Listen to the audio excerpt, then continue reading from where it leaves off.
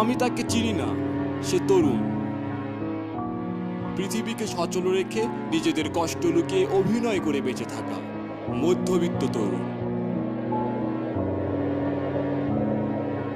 আমার মতো তারও তরুণ জীবন, তবে কাঁধে তার পরিবার করে নির্ভর। সে খাটে দিন ভর, করে ছোট চাকরি, রোজ ফেরি করে মালামাল করে বিক্রি। তার জীবন এখন কচু পাতায় এক ফোঁটা জলের মতন। পুরো পরিবার তার করে হাহাকার, খাদ্যের অভাব, হাত পেতে খাওয়া তার নয়তো স্বভাব।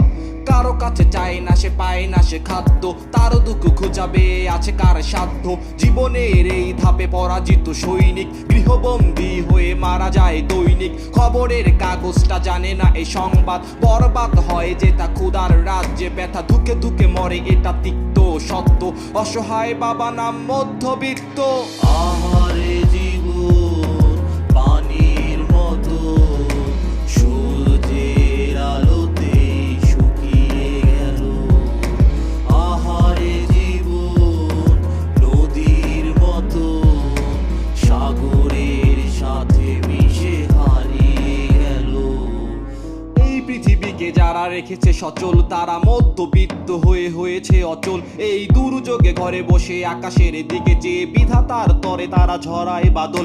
আহা এ ব্যথার গান শুনে কোন কান, ক্ষুধার থেকে বড় তার সম্মান।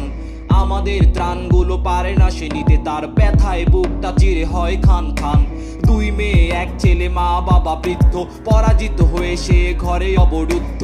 সঞ্চিত টাকাগুলো একে একে হলো শেষ, চিন্তায় মৃত প্রায় হচ্ছে সে নিঃশেষ। কারো ঘরে কোটি টাকা বালিশে ঘুমায়, আর কারো যুগ কেটে যায় একটি জামায়। অসুস্থ পৃথিবীকে বুঝাতে হবে, সামাজিক ব্যবধান ঘুচাতে হবে।